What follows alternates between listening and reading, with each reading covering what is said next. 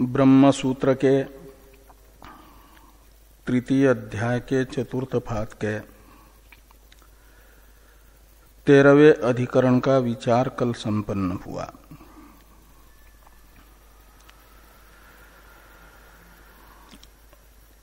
ब्रह्म विद्या के बहिरंग अंतरंग साधनों का विचार इस अधिकरण में हो रहा है। ब्रह्म विद्या के साधन के रूप में उपनिषदों में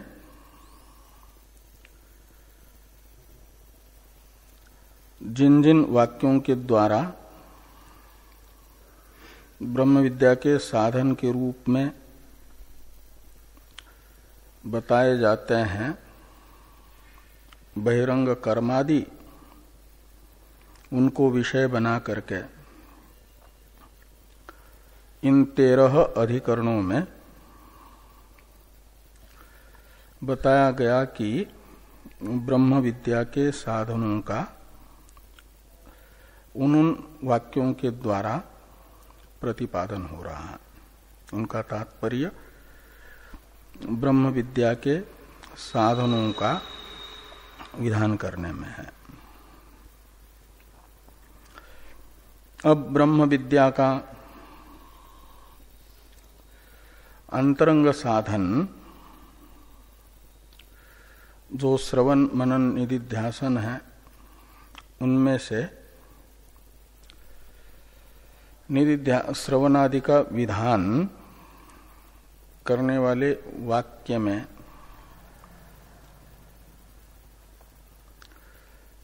जो मौन शब्दित निधिध्यासन है, वह विधेय होगा कि नहीं होगा, इस प्रकार के संशय का निराकरण करने के लिए इस संशय निवर्तक यथार्थ निर्णयानुकूल विचारात्मक यह सहकार्यांतर विधि नामक अधिकरण प्रारंभ हो रहा है। इसमें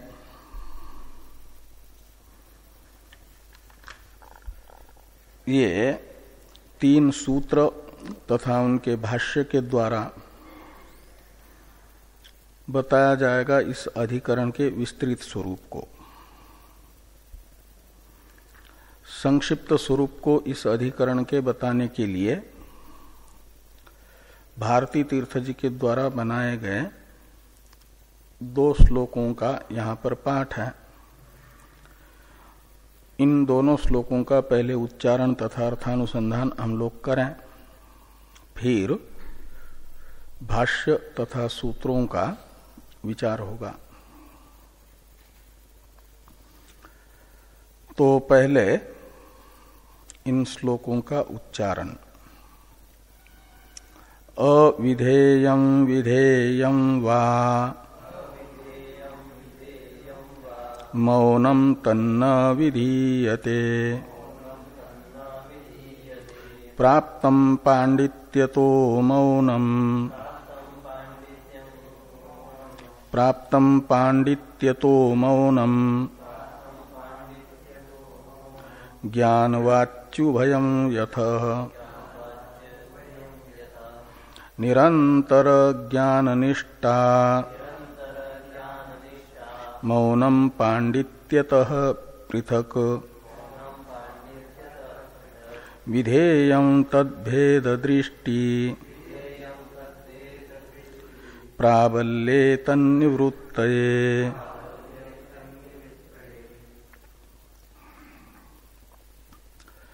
तो बृहदारण्यक उपनिषद में एक प्रसिद्ध वाक्य है, तस्मात् ब्राह्मणः पांडित्यं निर्विद्य बाल्येन तिष्ठासेत् बाल्यंच पांडित्यंच निर्विद्य अथ मुनि। यह वाक्य इस अधिकरण का विषय है। इस वाक्य में जो अथ मुनि यह वाक्य शेष है, इस वाक्य से इसमें मुनि शब्द का प्रयोग है। और इसके बाद आया अमौनंच मौनंच निर्विद्य अथ ब्राह्मण, ये वाक्य है पूरा। तो इसमें यस्मात् शब्द का अर्थ है जिस कारण से, यानी तस्मात् शब्द का अर्थ है इस कारण से। इस कारण से यानी किस कारण से? तो जिस कारण से पूर्व ब्राह्मण आत्मा को जानकर भिक्षाचर्य को प्राप्त किए, का मतलब आपात ब्रह्म ज्ञान होने पर ब्रह्म ज्ञान के दृढ़ता के लिए बाह्य साधनों को छोड़कर ब्रह्म ज्ञान के अंतरंग साधनों का अनुष्ठान करने के लिए बाह्य साधनों का विधि पूर्वक परित्याग रूप भिक्षाचर्य अर्थात संन्यास ग्रहण किए हैं, सन्यासी बन गए हैं। कौन ऐसा कौन बताता है? तो श्रुति बताती है।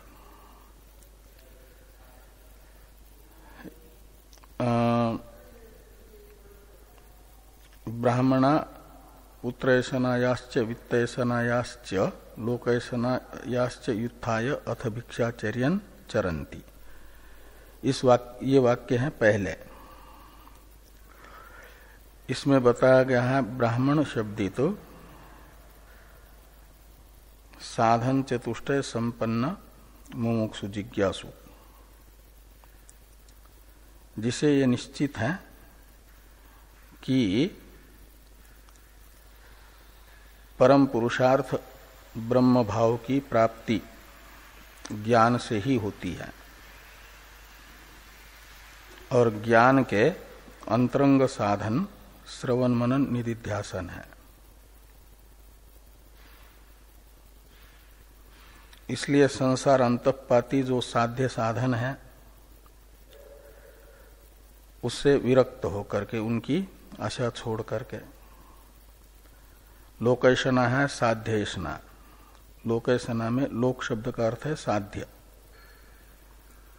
लोक्यते अनुभूयते यह स लोक, ऐसी उत्पत्ति करते तो लोक शब्द का अर्थ है कर्मफल,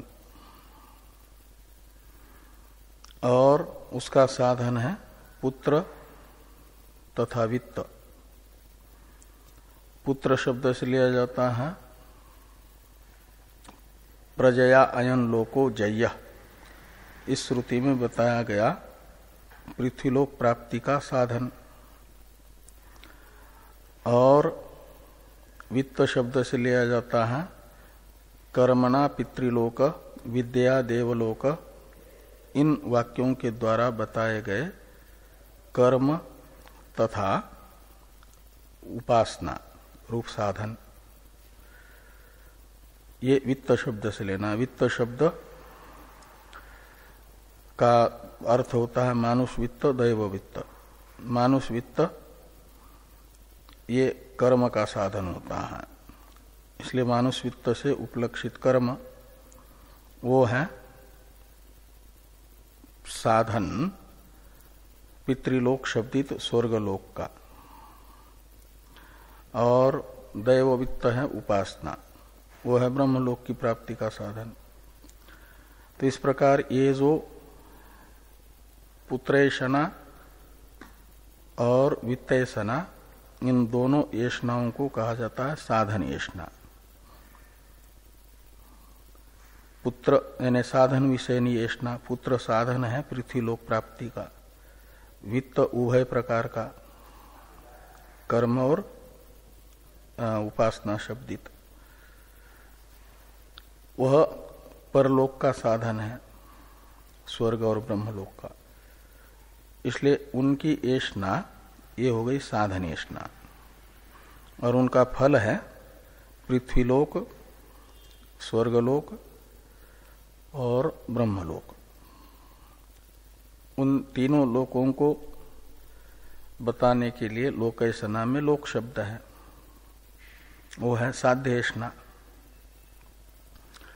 तो इन ऐष्णा त्रय से मुक्त होकर के युत्थाय का अर्थ है ऊपर उठ करके, यानी इनको छोड़ करके, ये साध्य साधन आत्मक जो संसार है उससे विरक्त होकर के, युत्थाय का अर्थ है। इनसे वैराग्य प्राप्त हुआ और ये ज्ञात हुआ कि ज्ञानादेव तु कैवल्यम तमेव विदिता आत्ममृत्युति नान्य पंथा विद्यते अयनाय। तो वे ऐष्णात्रय को छोड़ करके सन्यासी बन गए। किस लिए सन्यासी बन गए? तो कहते ब्रह्म विद्या का जो साधन है, वेदांत श्रवण मनन निधिध्यासन, अंतरंग साधन, उसका अनुष्ठान करने के लिए, इसलिए स्मृति कहती है त्वम पदार्थ विवेकाय संन्यास सर्वकर्म नाम श्रुत्या विहितो यस्मात् तत्यागी पतितो भवेत्। वैराग्य होने तक बहिरंग साधनों की आवश्यकता है। वैराग्य होने के बाद, विवेक पूर्वक वैराग्य होने के बाद फिर पूर्व साधन का परित्याग करके श्रुति कहती है तुम पदार्थ विवेक करो। तुम पदार्थ विवेक ये उपलक्षण है तत्पदार्थ विवेक और वाक्यार्थ विवेक का। तो तुम पदार्थ विवेक अर्थात श्रवण मनन करो, निधिध्यासन करो। तो अंतरंग साधन का अनुष्ठान करने के लिए सन्यासी बन गए। पूर्व ब्राह्मण यानी अपाद जिज्ञासु, जिस कारण से तस्मात् शब्द बताता इसी कारण से। ब्राह्मण यानी वर्तमान जिज्ञासु, तो वर्तमान साधन चतुष्टय संपन्न आत्म जिज्ञासु को भी क्या करना चाहिए? तो पांडित्यम निर्विद्य, इसमें पांडित्य शब्द का अर्थ है श्रवण, उसको अच्छी तरह से संपन्न करके उपनिषदों का विचार पूरा करके, फिर बाल्येन तिष्ठा से, इसमें बाल्य शब्द का अर्थ है मनन। तो मनन करता रहे और बाल्यंच पांडित्यंच निर्विद्य, ठीक ठीक श्रवण और मनन को संपन्न करके फिर क्या करें? अथ मुनि शब्द के पास में भवेत शब्द का अध्यार करना या तिष्ठासेत पद की अनुवृत्ति लाना। मुनि संतिष्ठासेत, इसमें मुनि शब्द का अर्थ है मननशील, और मनन का अर्थ है यहाँ निरंतर ज्ञान निष्ठा, ये मौन है। तो मुनि हो जाए ने मौन धारण करें। मौन धारण करने का अर्थ न बोलना और मन से कुछ भी चिंतन करना, ऐसा नहीं। मौन धारण करे का अर्थ है श्रवण मनन से निश्चित जो अर्थ है अपना मन उसी में लगा ले, तो ये मौन माना जाता है। इसलिए गीता में मौन को मानस तब बताया है ना, 17वें अध्याय में। तो ये जो मौन है वह मौन है मन को वेदांत श्रवण मनन से निश्चित जो अपना स्वरूप है उसी स्वरूप में अवस्थित करना। इधर उधर जाता है तो वहां से निकालना और ब्रह्म स्वरूप में ही अवस्थित करना, इसे मौन कहा जाता है। दूसरी भाषा दूसरा उसका पर्यायवाचक शब्द है निदिध्यासन। तो अथ मुनि संतिष्ठासेत का अर्थ है श्रवण मनन ठीक हो जाने पर परोक्ष निश्चय ठीक ठीक माना जाता है। और परोक्ष निश्चय हुआ तो फिर यदि अनात्मा शरीर आदि का आत्म रूप से संस्कार बुद्धि में प्रबल है तो परोक्ष निश्चय होने पर भी वह विपरीत संस्कार अहंता को अनायास ब्रह्म भाव में स्थित नहीं रहने देता। उसके लिए प्रयास करना पड़ता है। उसी प्रयास का नाम है निदिध्यासन। प्रयत्न पूर्वक परोक्ष निश्चय के विषयभूत अपने ब्रह्म स्वरूप में मन को स्थिर करना, ये मौन है। इसी को और ये निरंतर ऐसा करना होता है, इसका नाम है निरंतर ज्ञान निष्ठा, वो मौन है। और उस प्रकार का मौन धारण करके रहें, निदिध्यासन करें, ये अर्थ है। और जब अमौनंच मौनंच निर्विद्य, इसमें अमौन में नय है अन्य अर्थ में, न मौनम अमौनम, वो अमौन है ज्ञान के जो तीन अंतरंग साधन बताए गए हैं, पांडित्य, बाल्य और मौन। इन दो अमौन शब्द का अर्थ निकलेगा मौन से भिन्न साधन द्वय, वो है बाल्य और पांडित्य। उन्हें और मौनम शब्द से लेना निदिध्यासन को। जब ठीक ठीक कर लेता है साधक, इन तीनों साधनों का ठीक ठीक अनुष्ठान करने तक तो माना जाता है साधक का प्रयत्न। और जब साधक के प्रयत्न से तीनों ठीक ठीक निष्पन्न होते हैं, इन तीनों साधनों के द्वारा निवर्त दोष चित्त में नहीं रहते हैं, तो फिर यदि भावी प्रतिबंध नहीं है, सब में भावी प्रतिबंध नहीं होता, जैसे वामदेव जी में था ऐसा, तो उन्हें फिर ईश्वर के अनुग्रह से अहम ब्रह्मास्मि ऐसा बोध हो जाता है। तो अमौनंच मौनंच निर्विद्य अथ ब्राह्मणः भवति, ऐसा लगना। यहां ब्राह्मण है साक्षात्कारवान। वाक्य के प्रारंभ में एक ब्राह्मण शब्द है, तस्मात् ब्राह्मण। पांडित्यंच निर्विद्य, पांडित्यम निर्विद्य बाल्येन तिष्ठासेत। यहां ब्राह्मण शब्द का तो अर्थ है आपात ज्ञानवान, जिसे इतना मालूम है कि ब्रह्म ज्ञान मोक्ष का साधन है और उसके अंतरंग साधन श्रवण मनन है, वो ब्राह्मण है। और वाक्य के अंत में अथ ब्राह्मण, यहां पर एक ब्राह्मण शब्द आया, वहां श्रवण मनन निदिध्यासन का फलभूत जो अहम ब्रह्मास्मित्याकारक साक्षात्कार है, अभानापादक आवरण का निवर्तक, तद्वान साक्षात्कारवान ब्राह्मण शब्द का अर्थ है स्थित प्रज्ञा, मतलब उसे अपरोक्ष होता है फिर इन तीन साधनों से। ये जो वाक्य है, इस वाक्य में जो एक वाक्य शेष है अथ मुनि, इस वाक्यस्थ मुनि शब्द का धर्म, मुनि पदार्थ का धर्म जो मौन है, पंडित का धर्म है पांडित्य,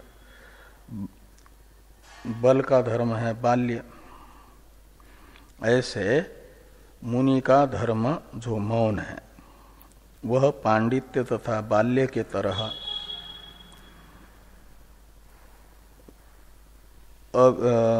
विधेय है कि नहीं, ये संशय होता है। इस प्रकार इस अधिकरण के विषय और संशय को बताया जा रहा है प्रथम श्लोक के पूर्वार्ध में प्रथम पाद के द्वारा। अविधेयम विधेयम वा मौनम,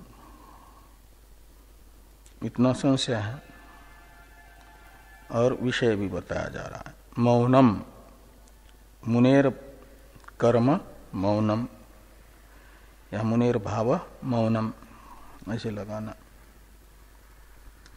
मुनि का जो भाव है, धर्म है, वह अविधेय है यानी विधेय नहीं है या विधेय है, ये संशय हुआ। संशय का कारण है मौन शब्द का प्रयोग कहीं कहीं संन्यास अर्थ में आया है और कहीं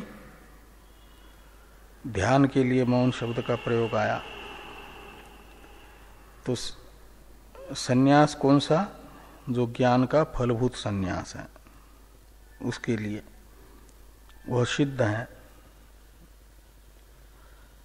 अविधेय है। तो यहां पर भी मौन शब्द का अर्थ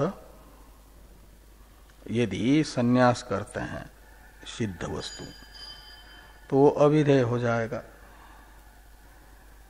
और यदि ध्यान करते हैं निधिध्यासन तो विधेय हो जाएगा।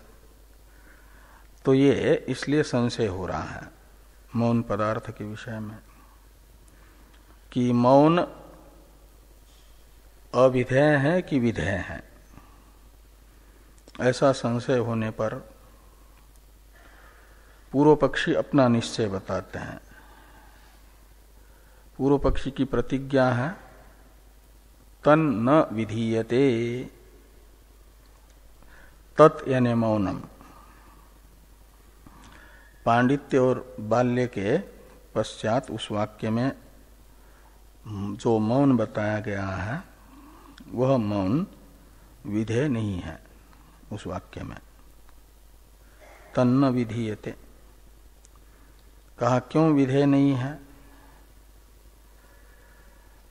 तो पूर्व पक्षी इस प्रश्न का उत्तर देते हुए मौन के अविधेय होने में हेतु बताते हैं प्रथम श्लोक के उत्तरार्ध के द्वारा। कहा जो विधेय अर्थ होता है वह होता है अपूर्व अर्थ, अप्राप्त अर्थ का विधान होता है। जो विधेय वस्तु होती है वह अप्राप्त होता है, अपूर्व होता है। और पूर्व पक्षी के अनुसार मौन और पांडित्य शब्द का अर्थ समान है, एक है, समानार्थक है। तो पांडित्य शब्द के द्वारा ही वहां पर पांडित्य का विधान होने से पांडित्य का ही समानार्थक मौन शब्द से बताया जाने वाला ज्ञान विहित हो ही गया है, इसलिए वह विधेय नहीं होगा। ये पूर्व पक्षी बता रहे हैं कि प्राप्तम पांडित्य तो मौनम, कहे पांडित्य से ही मौन की प्राप्ति हो गई है। पांडित्य वो ब्राह्मण पांडित्यम निर्विद्य, यहां पर आया हुआ जो पांडित्य शब्द है उसका जो अर्थ है वही मौन शब्द का भी अर्थ है। तो पांडित्य का क्या अर्थ है? तो कहते ज्ञान अर्थ है, और वही मौन शब्द का भी अर्थ ज्ञान है। ये आगे कहते हैं कि ज्ञानवाची उभयम यतः, यतः यानी जिस कारण से, उभयम यानी पांडित्यम मौनंच, पांडित्य शब्द और मौन शब्द ये दोनों ज्ञान के वाचक हैं जिस कारण से। तो यतः उभयम यानी पांडित्य तथा मौन शब्द ज्ञान के वाचक हैं, ज्ञानवाची यानी ज्ञान के वाचक हैं। तो ज्ञान के वाचक होने से इन दोनों का अर्थ एक हो गया, ज्ञान, और वो पांडित्य से विहित ही है पांडित्य पदार्थ, और वो पांडित्य पदार्थ को ही बताने वाला मौन शब्द है। तो पांडित्य के विधायक वाक्य से इसके द्वारा मौन शब्द का अर्थभूत ज्ञान विहित हो गया, प्राप्त हो गया। तो अलग से अथ मुनि इस वाक्य से पांडित्य शब्द का ही अर्थभूत जो मौन शब्द का अर्थ है वह विधेय नहीं होगा। ये यहां पर कहते हैं कि पांडित्यतः प्राप्तम मौनम, मौन की पांडित्य के विधान के साथ ही प्राप्ति हो गई, वो प्राप्त है, अपूर्व नहीं है, ज्ञात है, ज्ञान साधनत्वेन रूपेण। इसलिए कहा कैसे प्राप्त हो जाएगा? पांडित्य का अर्थ अलग होगा, मौन का अर्थ अलग होगा। तो कहा नहीं, दोनों का अर्थ एक ही है, ज्ञान। इसलिए ज्ञानवाची उभयम यतः ये हुआ। इस प्रकार पांडित्य पदार्थ और ज्ञान पदार्थ, मौन पदार्थ एक ही ज्ञान होने से और वह पांडित्य के विधान से ही प्राप्त होने से अप्राप्त अर्थ का विधान नहीं होता, इसलिए मौन का विधान नहीं होगा, तन्न विधीयते। इस प्रकार का पूर्व पक्ष प्राप्त हुआ। यह पूर्व पक्ष प्राप्त होने पर सिद्धांत को बताने के लिए द्वितीय श्लोक है। तो ये कहते हैं, सिद्धांति की प्रतिज्ञा है द्वितीय श्लोक के तृतीय पाद में, तत् विधेयम, विधेयम तत्, ये जो तृतीय पाद में है ना, द्वितीय श्लोक के तृतीय पाद में, ये है सिद्धांति की प्रतिज्ञा। विधेयम तत् में तत् यह सर्वनाम मौन का परामर्शक है। तो मौनम विधेयम, अथ मुनि इस वाक्य के द्वारा मौन का विधान हो रहा है। जैसे पूर्व वाक्य से बाल्य शब्दित मनन का विधान हुआ, ऐसे इस वाक्य से मौन का भी विधान होगा। ये मौन का विधायक वाक्य है। तो विधेयम तत् यानी मौनम विधेयम, ये सिद्धांति की प्रतिज्ञा हुई। तो पूर्व पक्षी ने कहा था कि पांडित्य शब्द का पर्यायवाचक मौन शब्द है और पांडित्य के विधान से ही मौन शब्द का अर्थ विहित हो जाएगा, तो प्राप्त है पांडित्य से मौन। ये पूर्व पक्षी मौन और पांडित्य को समानार्थक पर्यायवाचक मान करके कह रहे थे कि पांडित्य से ही मौन प्राप्त है, और वह प्राप्त होने के कारण अपूर्वार्थ न होने से विधेय नहीं होगा। ये जो पूर्व पक्षी का कथन था,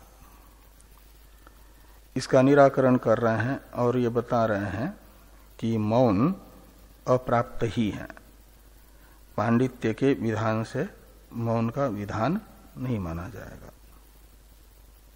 कैसे अप्राप्त है, इसे स्पष्ट करते हुए पूर्वार्ध में कहते हैं कि मौन पदार्थ और पांडित्य पदार्थ अलग अलग हैं। पांडित्य तो है विचार, वेदांत विचार, श्रवण, वो है उपनिषदों का तात्पर्य निर्णय पर्यवसायी विचार, वो तात्पर्य निर्णयात्मक है। उपनिषदों का तात्पर्य निर्णय रूप है पांडित्य। और निदिध्यासन है मनन और श्रवण से निश्चित जो अर्थ हैं ब्रह्मात्म एकत्व, अपनी चित्तवृत्ति को निरंतर अहम वृत्ति को ब्रह्मात्म एकत्व रूप तत्वमसि वाक्यार्थ अनुसंधान में लगाए रखना, अद्वैताकार चित्तवृत्ति का नैरंतर्य, ये है मौन। उसे यहां पर कह रहे हैं निरंतर ज्ञान निष्ठा शब्द से। निरंतर ज्ञान निष्ठा मौनम, मौन पदार्थ है निरंतर ज्ञान निष्ठा, यानी ब्रह्मात्म एकत्व में एकत्वाकार चित्तवृत्तियों का भेद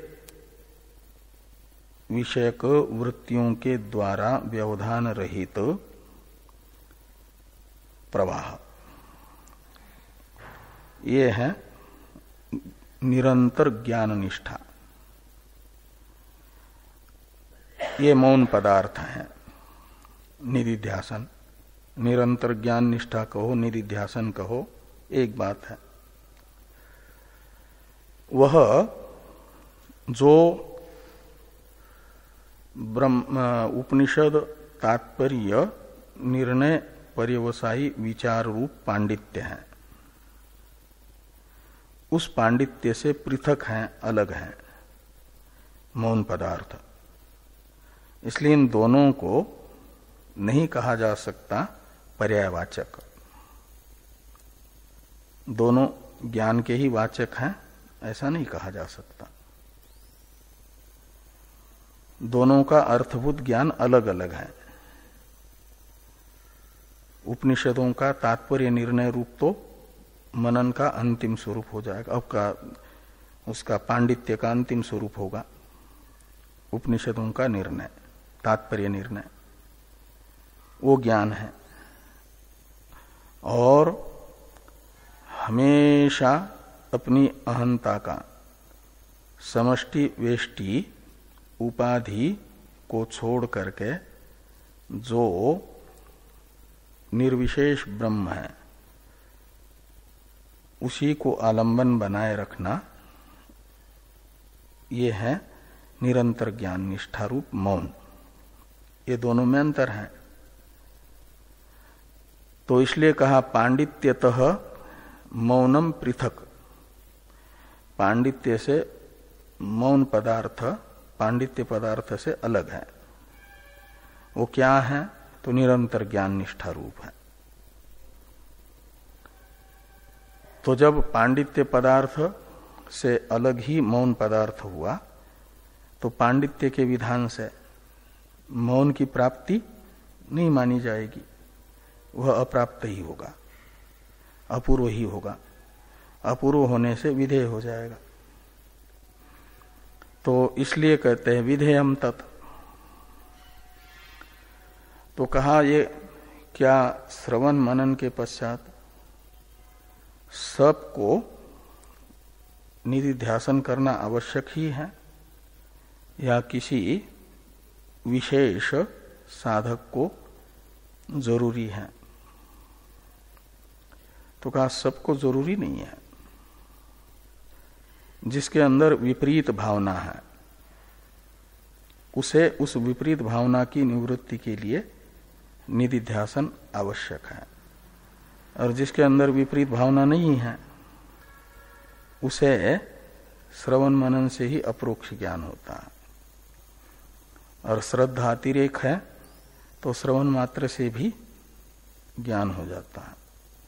मनन निवर्त्य दोष नहीं है यदि तो प्रमेय विषयक संशय नहीं है श्रद्धा अतिरेक होने से, तो श्रवण मात्र से भी अहम ब्रह्मास्मि साक्षात्कार होता है। तो साक्षात्कार की उत्पत्ति में प्रतिबंधक निधिध्यासन निवर्त्य दोष वो है विपरीत भावना, उसे ही भेद वासना भी कहते हैं। और वह यदि प्रबल है चित्त में तो निधिध्यासन आवश्यक है। यही बताते हैं कि भेद दृष्टि प्राबल्ये तन्निवृत्तये तद विधेयम, ऐसा लगाना। तो भेद श्रवण मनन के पश्चात भी यदि भेद दृष्टि प्रबल हो रही है, क्यों हो रही है? तो भेद का संस्कार बुद्धि में दृढ़ होने से, अनात्मा शरीर आदि का संस्कार बुद्धि में प्रबल होने पर भेद दृष्टि प्राबल्य होता है। तो तन्निवृत्त है, तो फिर वो साक्षात्कार नहीं हो पाता अद्वैत का। तो तन्निवृत्त यानी प्रबल भेद दृष्टि का निराकरण करने के लिए, विपरीत भावना की निवृत्ति के लिए तत् यानी मौनम विधेयम, मौन का विधान आवश्यक है। ये यहां पर इस अधिकरण में बताया जाएगा। इसके लिए है यह अधिकरण। अब भाष्य को देखिए। भाष्यकार भगवान प्रथम इस अधिकरण के विषय को बताते हैं, फिर संशय को बताएंगे, फिर पूर्व पक्ष को बताएंगे। तो पहले विषय को बताने वाला जो भाष्य है इसे देखिए। तस्मात् ब्राह्मणः पांडित्यम निर्विद्य बाल्येन तिष्ठासेत्, बाल्यञ्च पांडित्यञ्च निर्विद्य अथ मुनि अमौनञ्च मौनञ्च निर्विद्य अथ ब्राह्मणः इति बृहदारण्यके श्रूयते। तो इति यानी यह वाक्य बृहदारण्यक उपनिषद में तीसरे अध्याय के पंचम ब्राह्मण में सुना जाता है, देखा जाता है। तो यहां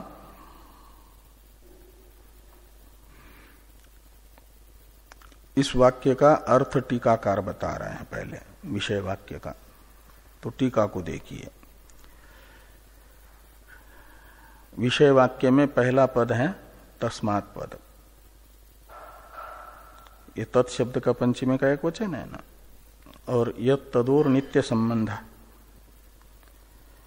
के अनुसार यत सर्वनाम और तत्सर्वनाम का संबंध निरंतर होता है, हमेशा होता है, नित्य होता है। और एक संबंधी ज्ञानम अपर संबंधी प्रयोजकम। तो ये तस्मात् इस शब्द का प्रयोग करोगे तो यस्मात् पदार्थ उपस्थित हो ही जाता है, स्मरण हो आता है उसका। इसलिए तस्मात् के द्वारा यस्मात् का अध्यार करके टीकाकार तस्मात् पदार्थ बताते हैं। पहले कि यस्मात् पूर्वे ब्राह्मणा आत्मानं विदित्वा सन्न्यस्य भिक्षाचर्यं चरन्ति तस्मात् अद्यतनोपि ब्राह्मण आपाद ज्ञान रूप पंडावान पंडितः तस्य कृत्यम पांडित्यम श्रवणम तन्निर्विद्य निश्चयेन लब्ध्वा बाल्येन श्रवणज ज्ञानस्य बलभावेन मननेन असंभावना निरासनेन बालस्य भावेन वा शुद्ध चित्तत्वेन स्थातुम इच्छेत। ये बाल्येन तिष्ठासेत यहां तक का अर्थ कर दिया। मूल में जो तस्मात् ब्राह्मण पांडित्यम निर्विद्य बाल्येन तिष्ठासेत आता है ना, तो तिष्ठासेत तक का ये अर्थ है, स्थातुम इच्छेत। तो कहते हैं तस्मात् पदार्थ को बताने के लिए यह वाक्य जहां आया उससे पूर्व वाक्य में जो बात बताई गई है उसका स्मरण कर रहे हैं टीकाकार कि जिस कारण से पूर्वे ब्राह्मणा यानी प्राचीन कालीन ब्रह्म जिज्ञासु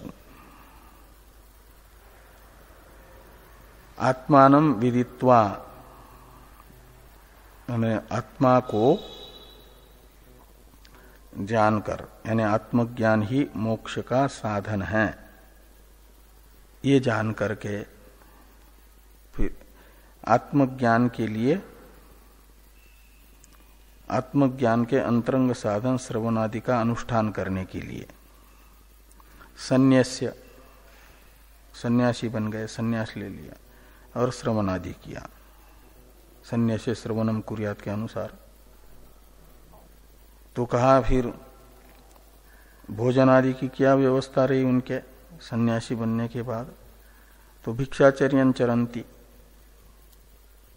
भिक्षाटन आदि किया और शरीर निर्वाहत भिक्षाटन आदि किया और भिक्षाटन आदि से अतिरिक्त समय में श्रवण आदि किया, ये किया।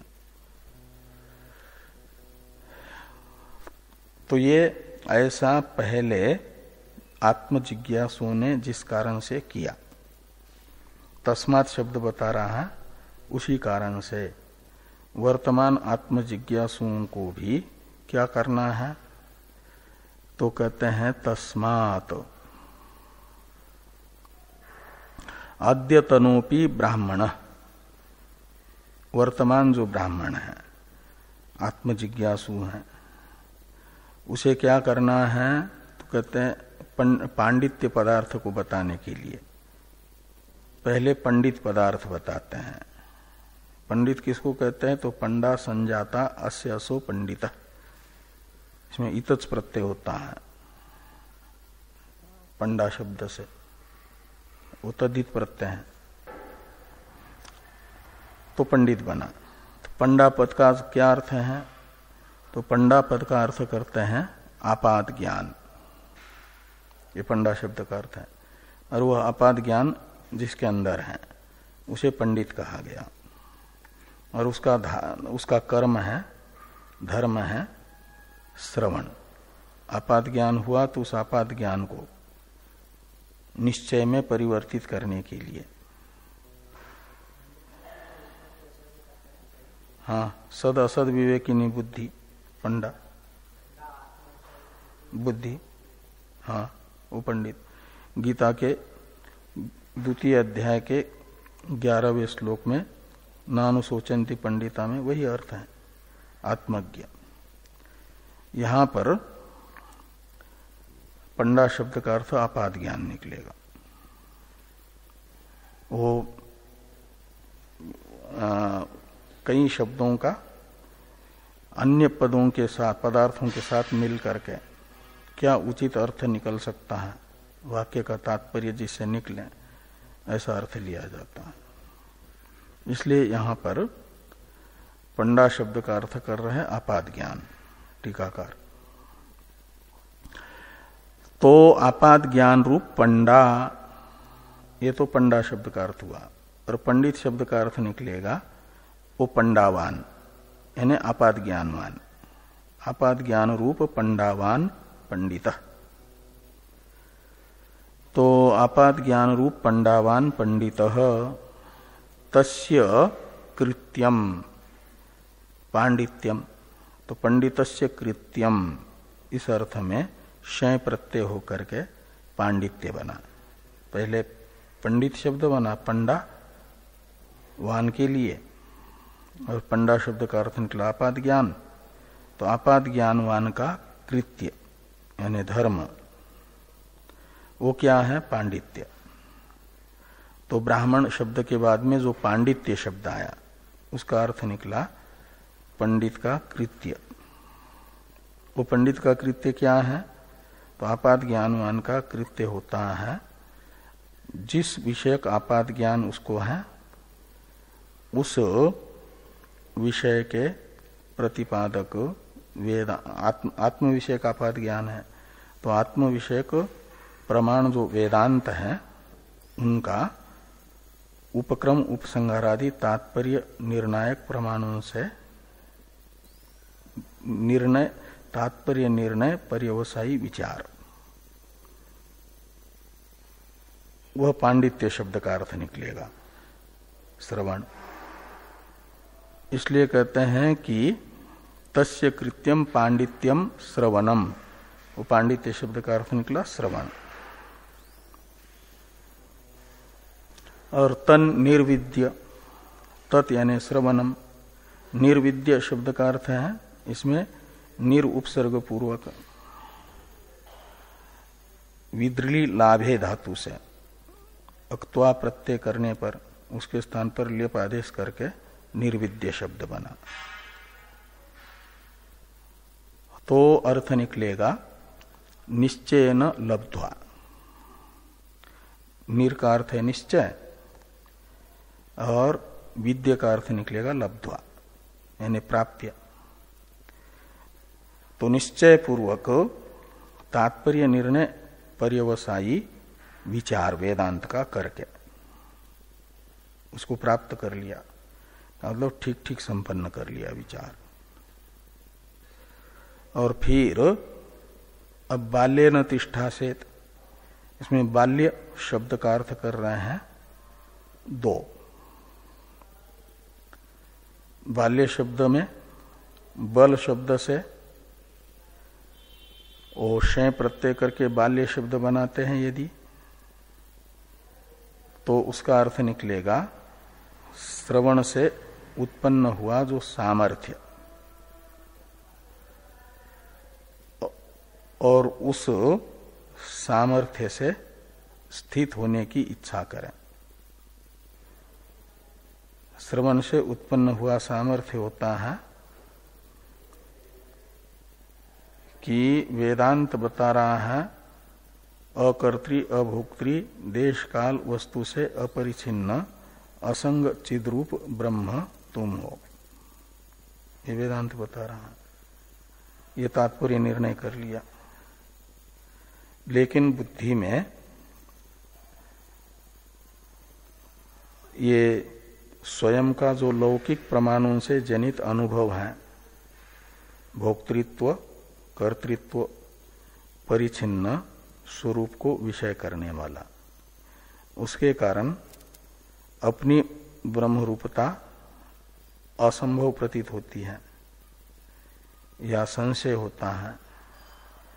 तो उसकी निवृत्ति के लिए करना पड़ता है फिर श्रवण से प्राप्त सामर्थ्य का उपयोग, कि लौकिक हमारा अनुभव हमें भले ही वेदांत जो हमारा स्वरूप बता रहा है उससे विपरीत स्वरूप दिखा रहा हो लौकिक अनुभव, लेकिन हम जैसा वेदांत बताता है वैसे ही हैं,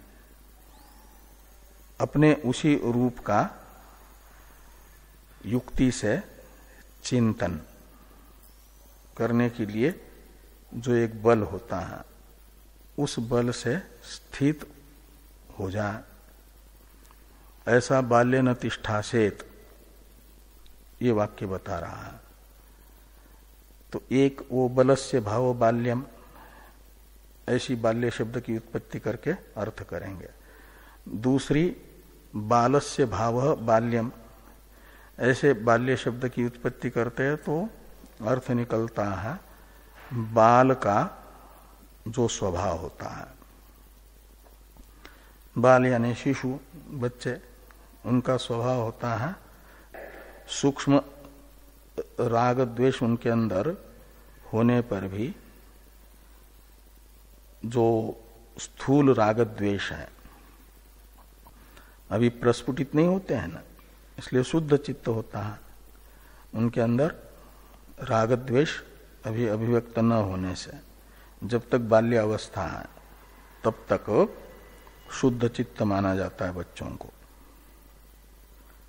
तो बालस्य भाव बाल्यम के अनुसार जैसा बच्चों का चित्त है ऐसे चित्त वाला होकर के बाल्य शब्द का अर्थ निकलेगा, राग द्वेष रहित होकर के स्थित होने का प्रयास करें। ये एक अर्थ बता रहे हैं बाल। अब पांडित्य शब्द का अर्थ हुआ तो बाल्य शब्द का अर्थ करते हैं बाल्येन, यानी श्रवणज ज्ञानस्य बल भावेन, श्रवण से उत्पन्न हुआ जो ज्ञान, स्वयं की ब्रह्म रूपता का ज्ञान। वेदांत का तात्पर्य निर्णय तो यही होता है ना, ब्रह्म सत्यम जगन मिथ्या जीवो ब्रह्मैव न अपरः। ये निश्चय हो जाए तो एक बल मिलता है। उस बल को यहां पर कहा जा रहा है बाल्य शब्द से। तो श्रवणज ज्ञानस्य बल भावेन, तो श्रवणज ज्ञान का जो बल भाव है यानी सामर्थ्य है, वो क्या है? मनन है एक प्रकार से। ठीक ठीक श्रवण जिसका परिपूर्ण हो जाए तो वह फिर उत्तर साधन जो मनन है उसमें लगाता ही है। जैसे पूर्व कक्षा को ठीक ठीक पास कर लिया है जिसने, उसे उत्तर कक्षा में प्रवेश मिल ही जाता है ना। ऐसे ठीक ठीक श्रवण हो जाए और अभी साक्षात्कार नहीं हुआ है तो साक्षात्कार में प्रतिबंधक जो दोष है वो जिस साधन से निवृत्त हो जाए उस साधन में साधक लग ही जाता है जिज्ञासु होने से। इस अभिप्राय से कहते हैं कि बल भावेन मननेन। वो मनन किस लिए है? तो असंभावना निरासनेन, असंभावना का निराश करने के लिए। बालस्य भावेन वा, तो ये असंभावना निराकरण करने के लिए श्रवणज ज्ञान से जो सामर्थ्य प्राप्त हुआ उस सामर्थ्य से वो क्या करें? मनन करें। वो सामर्थ्य मनन है, बल भाव है मनन, यानी पूर्व साधन की परिपाक अवस्था होती है उत्तर साधन। तो उत्तर साधन से तिष्ठा से यानी स्थातुम इच्छेत, यह अर्थ होगा। बीच में दूसरा एक बाल्य शब्द का अर्थ कर रहे हैं बालस्य वा, बालस्य भावेन वा शुद्ध चित्तत्वेन स्थातुम इच्छेत। तो बाल का जो भाव है यानी स्वभाव है, तो बच्चों का स्वभाव होता है निर्मल, राग द्वेष रहित, शुद्ध। तो इसलिए शुद्ध चित्तत्वेन, ये बाल्य शब्द का अर्थ निकलेगा। वो तिष्ठाशेत का अर्थ कर दिया स्थातुम इच्छेत।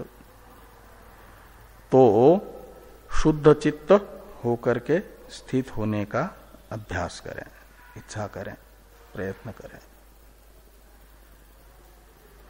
तिष्ठा से तक का अर्थ हुआ है। आगे एवं मनन श्रवणे कृत्वा इत्यादि से अथ मुनि इत्यादि का अर्थ करने जा रहे हैं। वो चलेगा आगे वाले पृष्ठ तक, इसलिए ये देखेंगे हम लोग कल। ओम पूर्णमदः पूर्णमिदम्